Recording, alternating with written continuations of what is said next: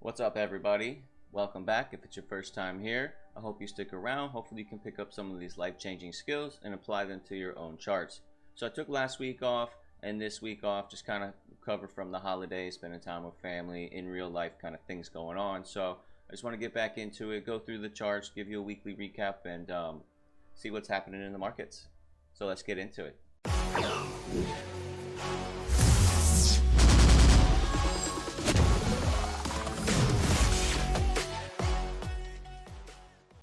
All right, welcome back. So we did have this last week here. Jerome Powell came out, made an announcement, dovish, hawkish, it doesn't matter. You know, whatever he says, it pumps, it dumps. That's just kind of the market we live in right now. So what is better for you is to identify these patterns and just go based off price action and let the narratives play out. Let it digest and see where price lands. All you want to do is identify key levels, Bolkowski patterns, harmonics, and divergences. So let's see what we have this week going through the indexes. All right, starting with the S&P. So big development. We've been talking about this bearish shark pattern here for about 3 weeks now in development. We finally reached the 886 from this previous discernible swing high to low. This is typically where you'd have a reaction to the downside. And on top of that, what also you're doing here is you've created a really beautiful, undeniable rising wedge in a bear pattern, which can be very reliable. So as prices have been grinding up, you've been having this divergence on the MACD of grinding down. It's not what you want to see. This is not where you want to take a fresh long. What you should have been doing is jumping in back when we called out the support here from 35.89. So riding this wave up. So look what you're also doing. There's a lot going on the S&P. Can't be too optimistic about it. So if you're looking at price, you're bumping up against this supply line and the supply line of the rising wedge. So you're testing both supply lines at this potential even evening star reversal Japanese candle. So we'll have to see. But you did back test the 200 moving day average, and you also are back above the 200 moving day average, plus this historical support resistance. So you might have a little more upside, maybe a false breakout here in reversal. So you see here for the past, what was this, August reversed, March reversed, and January reversed. Is it different this time? We'll have to see. But with all of these kind of factors we've identified here, the rising wedge, the supply line, the bearish harmonic, the bearish divergence, you'd have to think there is some downside coming. If there was any place to reverse, it would be here. All right, so looking at the Dow Jones, this has been one entire wave up dating back from the beginning of October. So this is definitely not where you want to be taken along. However, you have sprung, you've back tested your spring and have now rallied with a bullish engulfing candle to where it's still valid. You are above the historical support resistance. Stay above here long enough, you'd see the top of this 35.093. But just looking at the S&P, and if that rolls over, this is rolling over too. But one long wave up with prices grinding up, MACD positive, histogram islands going down. So you do have that divergence here. You are overbought, and this is just mostly energy pumping this up, but you just can't have much faith in it looking at the S&P. All right, looking at the Russell. If I had to choose one, I definitely would be picking the Russell to go long. It looks like a better setup. You've broken this supply line from November, right? Touched it in August, and now you're actually breaking back above. And if you look, you broke out, back tested, even back tested the 200 moving average, and is now holding for now. But as prices are grinding up, you do see this bearish divergence on your MACD and your RSI. But it does look like one bottom, second confirmation bottom. Let's see if there's any follow through. But again, just looking at the S&P, you can't have faith in these things. And if they do, maybe they marginally run up a little bit more just for exit liquidity for big players to dump on your head. I mean, this is just where you are. You know, looking where you are. There's not much upside left. You'd think 26 in time if you were going to run up. But again, if the S&P rolls over, this is going with it. You on Monday could break back into this channel and come back down and retest the bottom support. The Nasdaq's been the most weakest performer. Just looking at this wave structure here, you can see from your previous August tops, you haven't even retraced 50%. Meanwhile, the S&P is about 786 from its August top.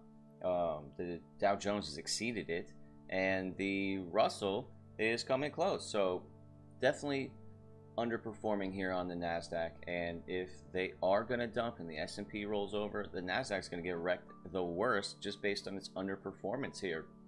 I mean, yeah, sure, you finally broken out of the channel, but you did the same thing here. And what happened? Grinded up a little bit more as prices had bearish divergence on your MACD. We're seeing similar here. One top, higher top, same level of positive momentum. You're making now the same high as this high again with lower levels of positive momentum.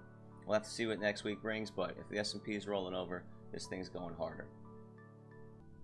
Taking a look at the dollar, so we finally hit this measured move of the 3 falling peaks, where we talked about once you break the second valley here, the measured move is the top to the second valley. You measure it out, you've actually hit it, and you've achieved your 100% measured move of this pattern, which happens to be confluent with a resistance and support inflection. You have broken beneath it. You've actually back tested your 200 moving average as resistance right now. You do have this positive divergence building as prices are grinding down. You're losing negative momentum and it's beginning to wane. You are in the bearish control zone on your RSI, however. You would look maybe if it wanted to go down a little lower, 103, but underneath that, you're seeing the next valley here at 101.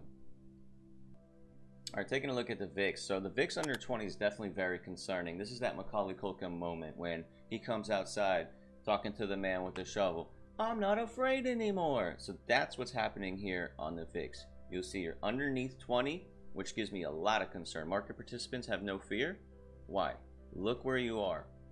Volatility has reversed in this zone from August when we topped out at that supply line, April, and February and January. In between this zone, you've seen massive volatility spikes. Is this time different? Well, maybe. We'll have to see. But looking at where you are oversold on your RSI. You do have this positive divergence building on your MACD. Possibly, if you wanted to go long on the VIX, 1841 looks like a really good area. Underneath that, you probably have a stop below 1633. But definitely an area where things could reverse and have historically reversed. So that's what we're looking for. You do have this pattern completion zone here of this bullish bat, to where bullish divergence, pattern completion zone, oversold on your RSI, historically have reversed here. Let's see what next week brings, but definitely looking like an interesting area for the volatility index. US oil. So buyers have defended this level again.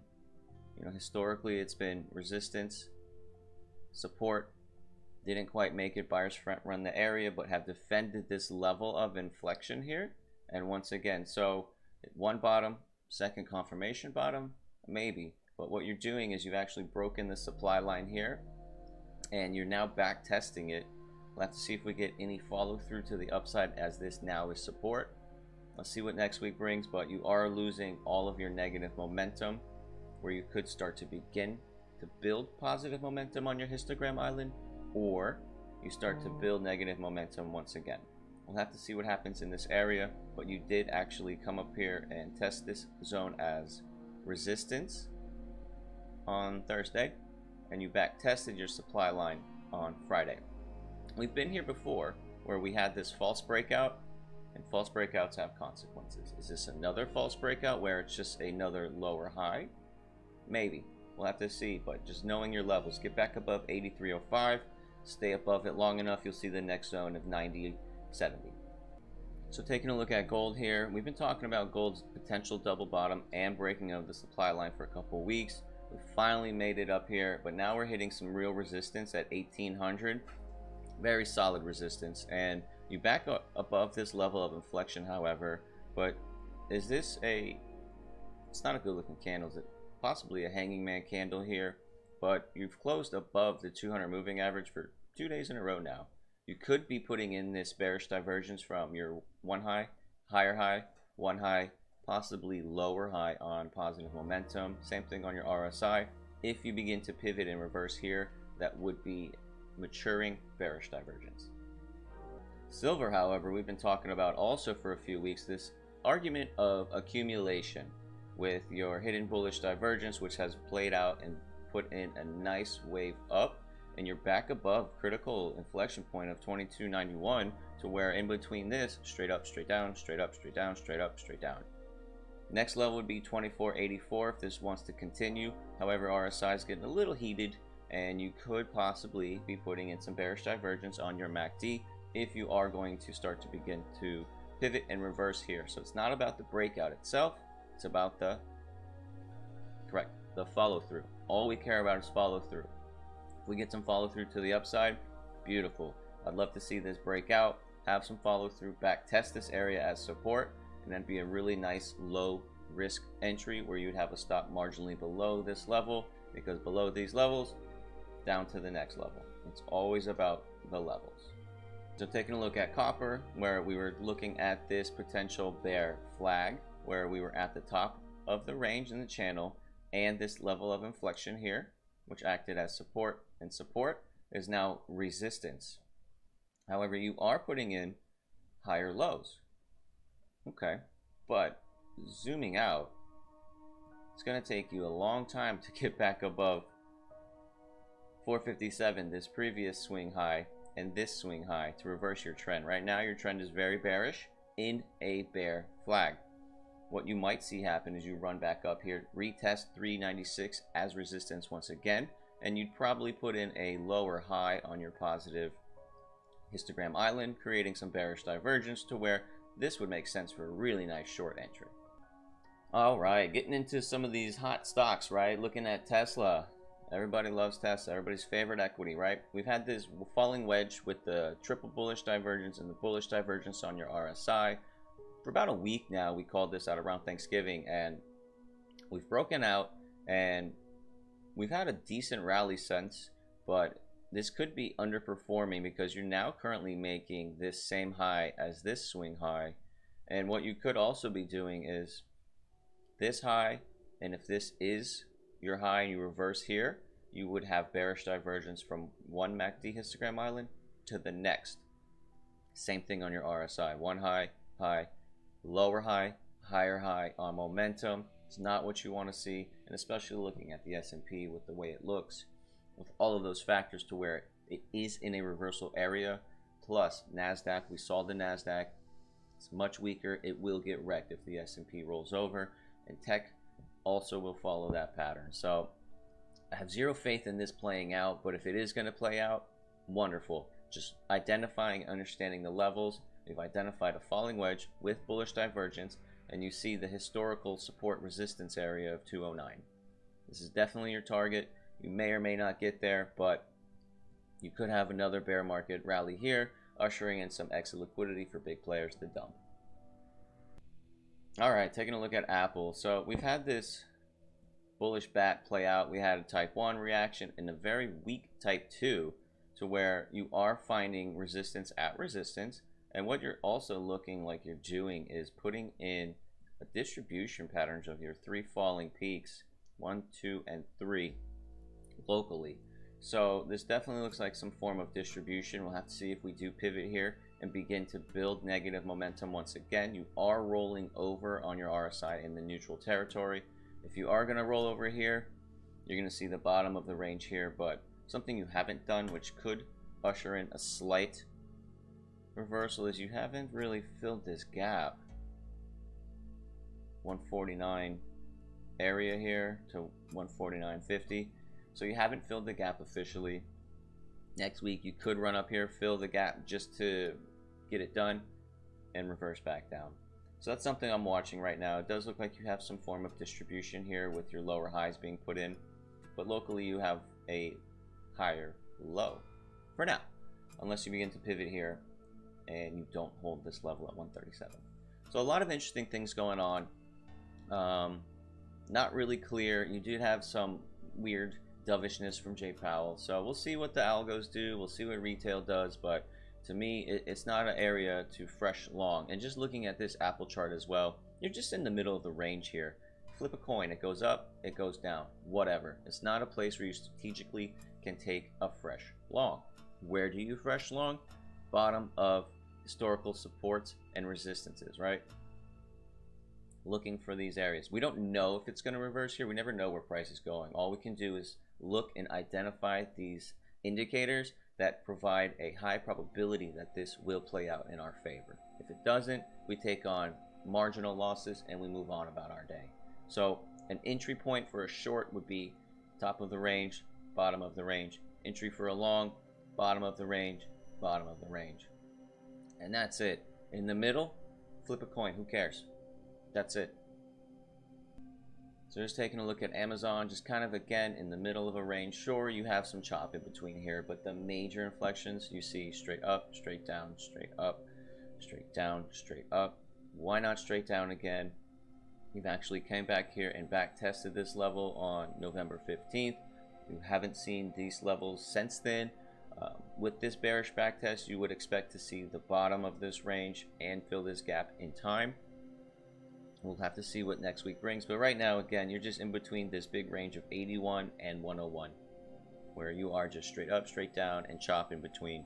So again, flip your coin. No action to take. The action to take would have been here, shorting at 101.80, and your profit taking levels would have been probably your gap fill 89 and the bottom of the range at 81. Also PayPal.